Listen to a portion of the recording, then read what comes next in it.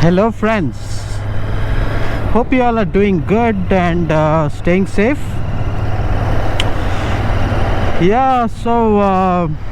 This weekend the breakfast ride sort of got ruined because it's been raining, and the rain starts off somewhere in the midnight and goes on till morning. So same thing happened on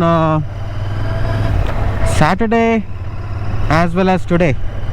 As you can see, the roads are completely wet, and the rains just stopped a while ago. But I had planned a ride today with one of my another colleagues who got a new bike. It was a Suzuki GSX-S 750. So he and his another friend on Ninja 1000, we had planned out a ride to somewhere near Krishnagiri, one of the hills we wanted to go.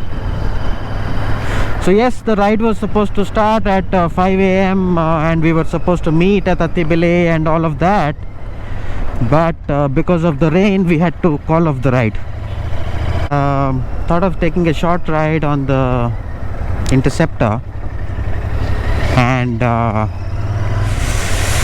if somebody is so passionate about doing a ride and a breakfast, which is nothing but a breakfast ride, can anything stop it? Nothing, right? So that's precisely what I'm going to do today. So I'm going to do a short ride and then head to a place nearby for a quick breakfast, and that's about it. So, and we'll talk a little bit on this new ride, the Interceptor 650. What is all this about, and how does this stack up with respect to my Versys 650, right? Or for that matter, any of the other class in and around 350 to 650 segment, right? How does this stand, this bike? So yeah, as I said, wow, unbelievable. I got this bike at about 1400 kilometers on the odometer. Not sure if you guys are able to see it. It's 1980 kilometers, which is done about 500 kilometers in last 10 days. And all this ride has been typically within the city as well. So yesterday afternoon I did a ride within the city. Rode this about, say, close to 40-50 kilometers within the city, and you know, in couple of places got stuck in a bumper to bumper traffic jam as long as 2 kilometer long traffic jams. So how was this bike riding around in the city, right? So somebody who's been used to heavy bikes, right? This is nothing. This is a cakewalk. Somebody is used to riding bikes above 200 kilos. It's manageable. Once the bike gets moving, it's easy. It's very planted. It's flickable. It's nice. The parallel twin rumble is really good. And yes, from that point of view, it's really nice. And coming to city traffic, clutch isn't too bad since it's a slipper assist clutch. It's decent, but yeah, nothing compared to Honda CB350, which is a feather light clutch. None of the bikes I've had till date comes close to the feel of Honda CB350 clutch anyways. So that's a different league apart. So yeah, clutch isn't bad. And this bike is very easy to live with, and proportionally I would say I'll talk a little bit on the footrests and all that, in terms of where people had challenges, right, with respect to the foot peg coming in between the way and all of that. So there is a way to maneuver that, right? So when I pull over close by, I'm going to talk a little bit about many different aspects while I show you in real time. So now how was the ride yesterday in the city, right? The ride in the city was good. Of course, bike felt nimble in spite of it being heavy. Foot pegs were manageable, but there is a way to manage it, right? You don't have to keep your feet wide apart and get into a risk of somebody running over your feet. But there is a way where you can keep your feet a bit forward when you stop or when you are crawling through the traffic. So when you do that, when you keep your feet a bit forward, let me pull over and show you what I am trying to say.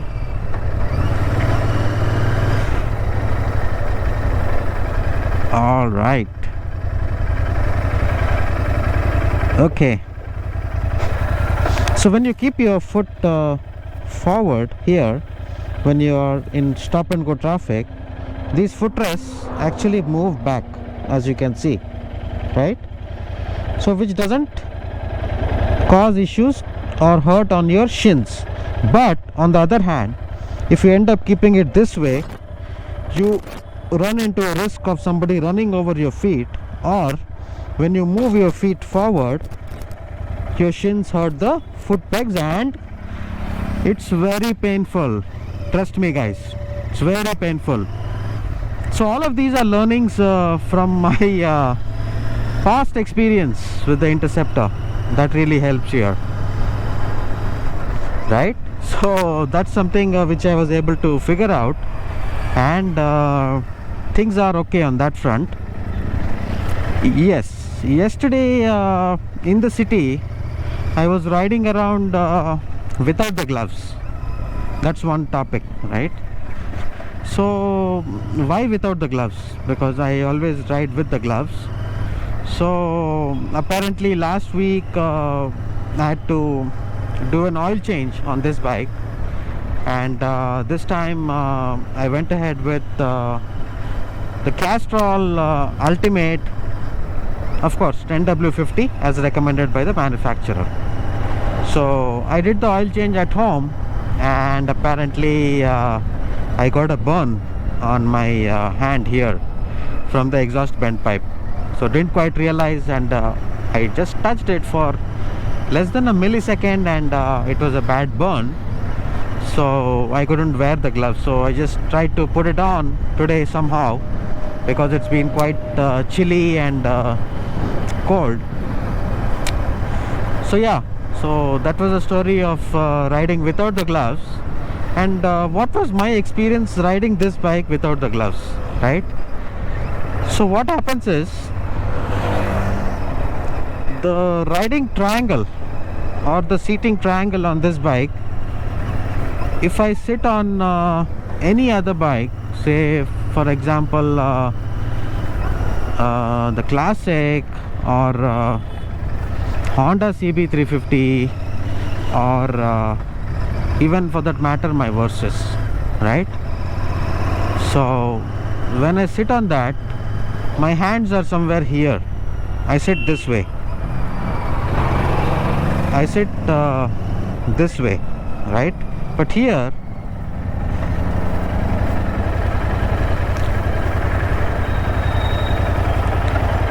so let me show you. So hands are somewhere here on the top, and it's much relaxed position. But here what happens is you just lead forward a bit, just a bit, not as aggressive as the GT, but just a little bit. But invariably that puts some weight on your palms, especially the rear part of your palms. So when that happens, whatever buzz you get from the handlebar or from the front suspension translates into some vibrations, and when you ride about say 50-60 kilometers, especially in the stop and go city traffic without the gloves, you can experience pain in your palms, especially the forearms, I would say. So that's something you would feel, and which is exactly what I felt too. And apart from that, I didn't have any other issues with my back or shoulder or whatsoever. Maybe the reason for that is this bike has a touring seat, right? This bike has a touring seat which is from Royal Enfield, which is a OEM accessory, and that gives a very good support, especially when you are riding longer distances, say 100-200 kilometers, or for that matter city rides. So that really helped. So overall it was a good ride, I would say. So coming to the mileage topic, guys, I haven't checked the mileage yet, but from my past experience, Interceptor has been doing somewhere between 22 to 28 was my experience, right? The city and highway all put together combined somewhere around 24-25, which is quite decent, not bad. So yeah, so this is going to be a good place to talk, but I hope our buddies here don't bother us. The buddies. All right, my friends. So let me put the bike on the stand.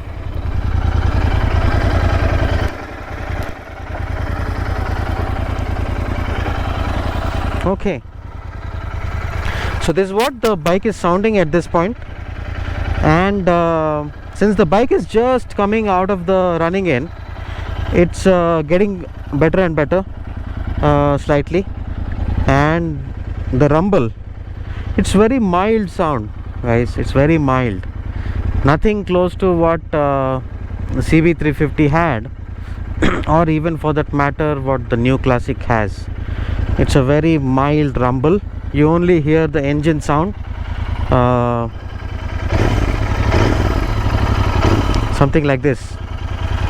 So yeah, so let's turn this off and let's talk. So a lot of good and bad about this bike, right? So coming to the goods, please don't bother me, please go. Okay, so coming to the good part, right? The best part about this bike is you all know it, guys. It's the engine. Engine is a gem of an unit on this bike.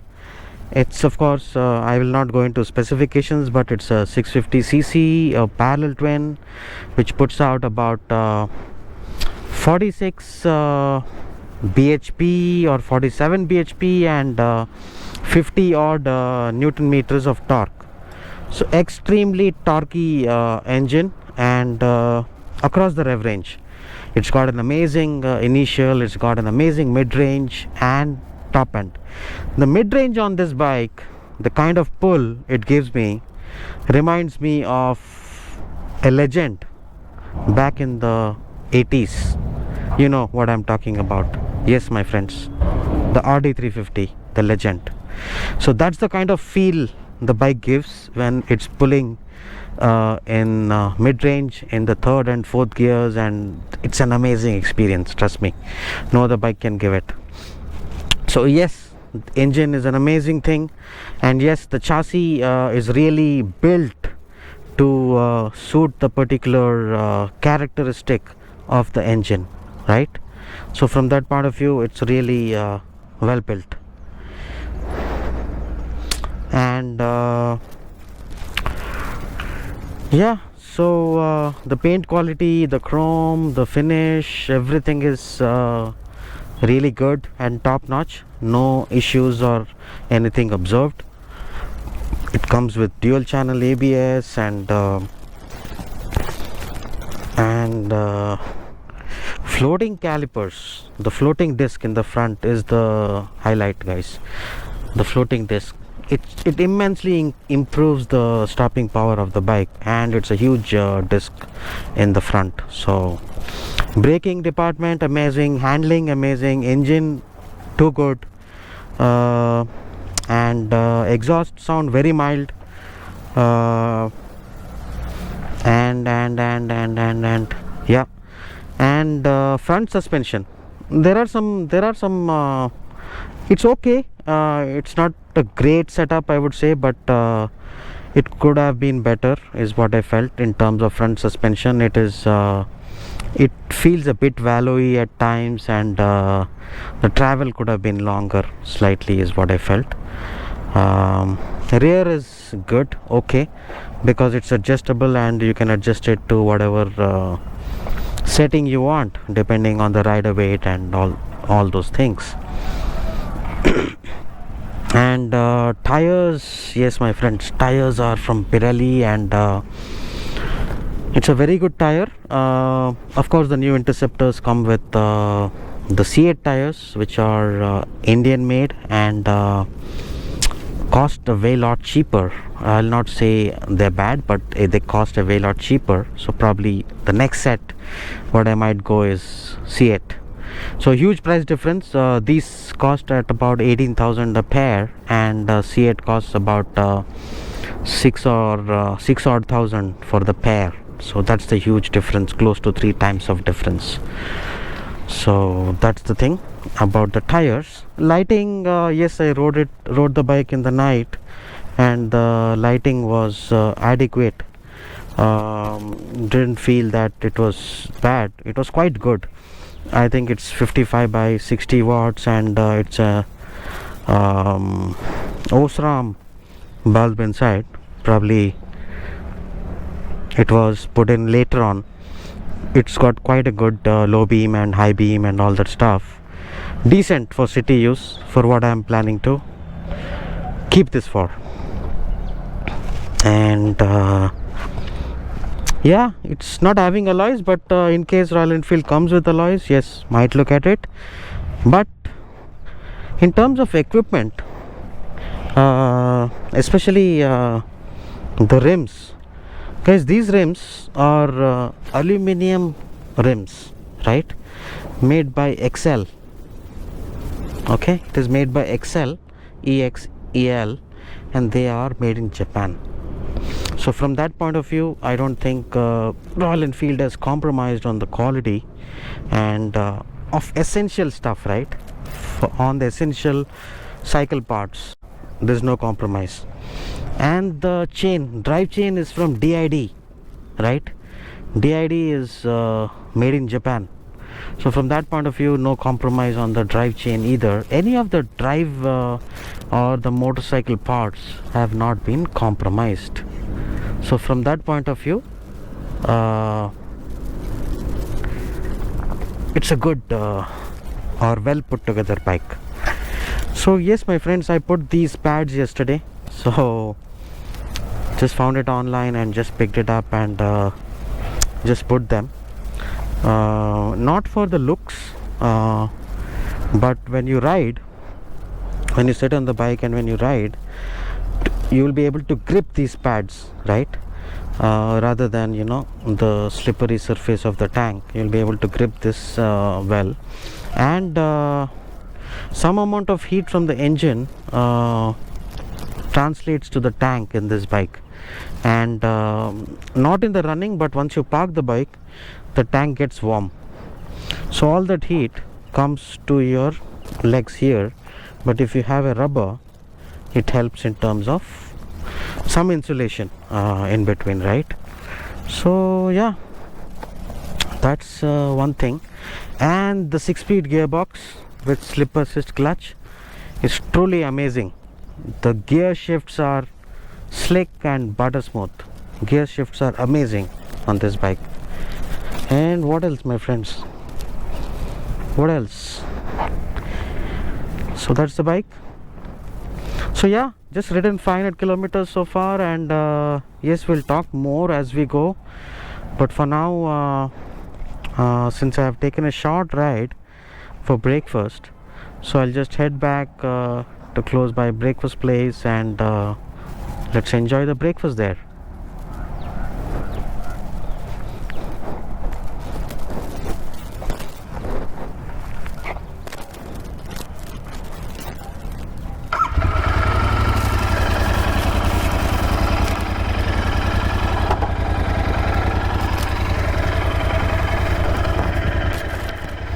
Bye, friend.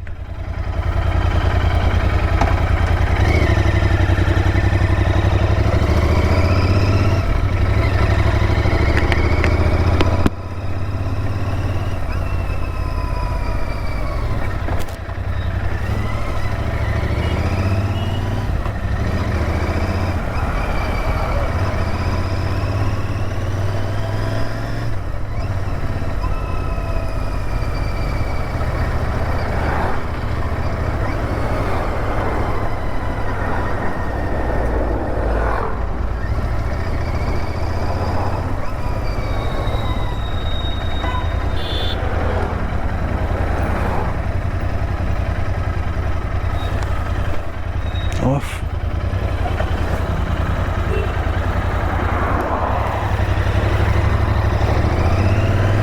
Okay, my friends,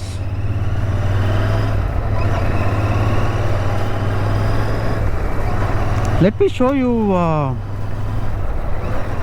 what I was talking about in terms of the mid-range pull on this bike, right?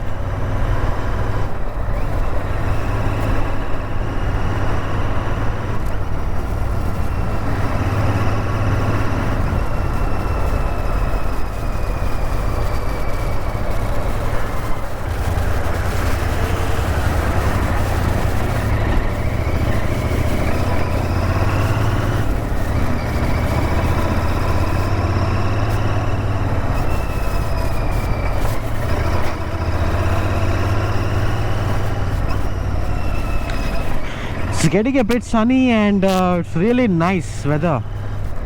I'm really enjoying it, basking in the sun, so it's really nice.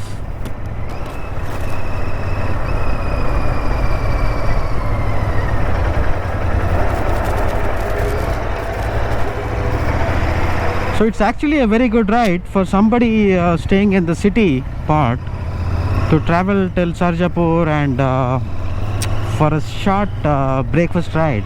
It's a good proposition, I would say, especially early morning, because it's quite a straight and a neat stretch of road. Not a highway, but it's okay. It's quite decent.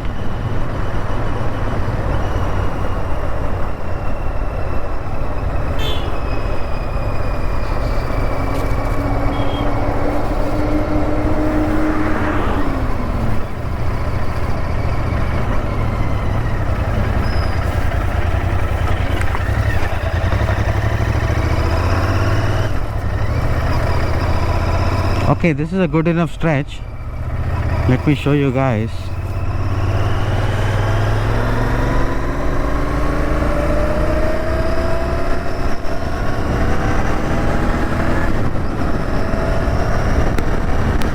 So this is the sweet spot of the bike actually. Above 3500 RPM, which is where the bike generates more than 80% of the torque as mentioned by Royal Enfield. So if you see, this is where the bike shines, and it's an amazing feel at this spot, right? Between anything after 3500 to close to all the way till 6500 is where the bike really performs the best, I would say.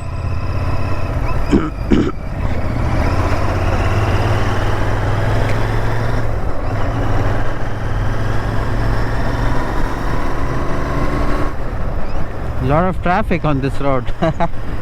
That's a disadvantage of a short breakfast ride, but nevertheless I couldn't manage anything else today. I really wanted to hit the highway and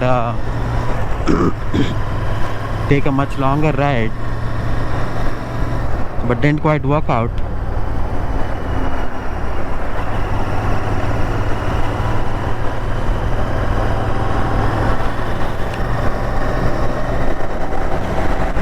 Alright, so now we're at 3500 RPM.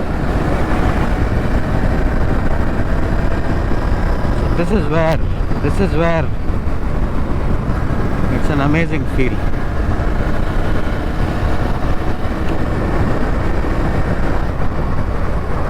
And my friends, I'm sure you all must have seen people do the top speed runs on this bike and all sort of stuff, and say that you know, bike does 160, 170 and 190 also with certain mods, right?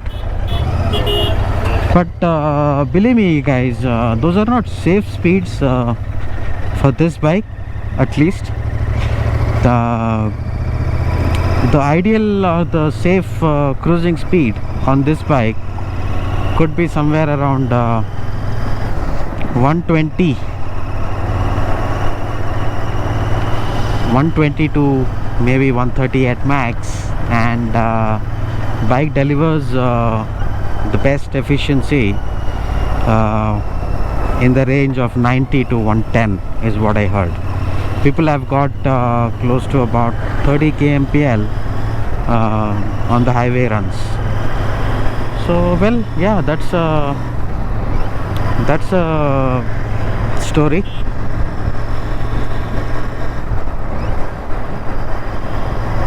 But as you can see, it's easy to live with bike even in the city, right?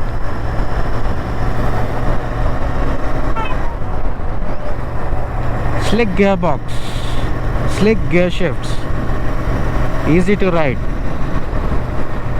And believe me, when I was stuck in the 2-kilometer traffic jam yesterday in the city, that was Kormangla.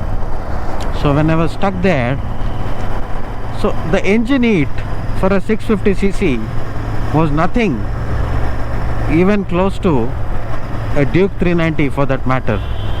So if I had the Gen 1 Duke 390 in the traffic for 2 kilometers, it would have heated almost twice more. So apparently the heat management is well taken care on this bike, because it's a low compression engine ratios, doesn't generate as much heat, and also there's an oil cooler to assist in terms of cooling. So all of those things I think help in the heat management of this particular bike. So that's quite decent. So yeah,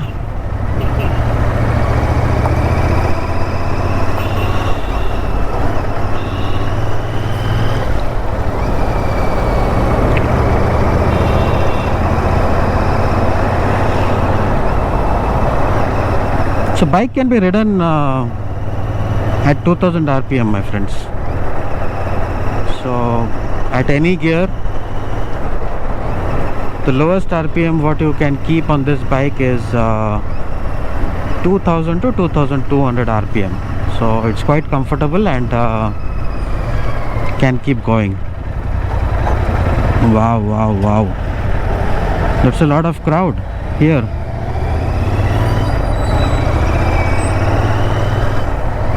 So there is a place on Sarjapur Road which is sort of the oldest restaurant on this road, or Darshini, which has been here since 2002, I would say. The first time when I came towards this side to explore for a property search. So the place, yeah, it's called as Priyadarshini Vegetarian. So we are going to go there and grab a bite. So, and you know what I'm going to have, right? So it's going to be the idli vada, and they make it really well. So let's go ahead and enjoy.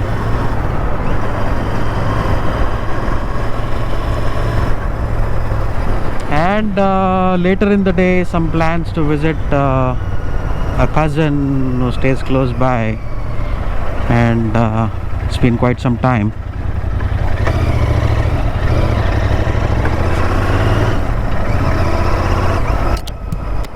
And another thing what I wanted to talk about this bike is the twin pod dashboard setup, right? Twin pod meters. That really adds on to the retro feel of the bike. And the needles, right, really give the real feel when you have the speed and the RPM meters moving up, right? So that's a good part of this bike. And yes, the horn is nothing compared to anything else in this segment.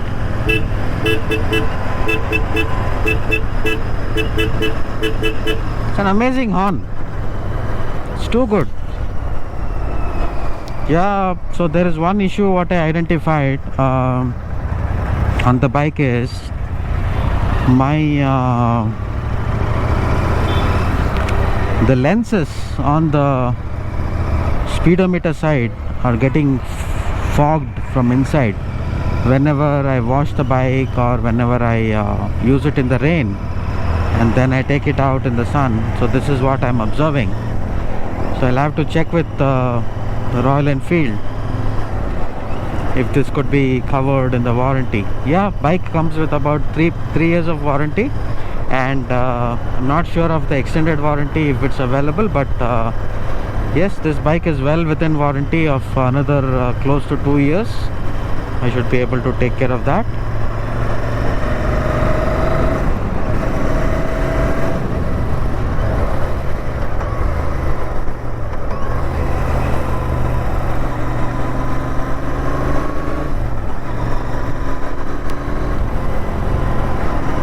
So yeah, right here.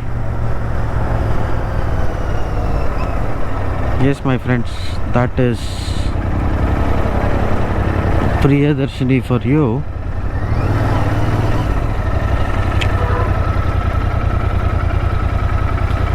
That is Priyadarshini. So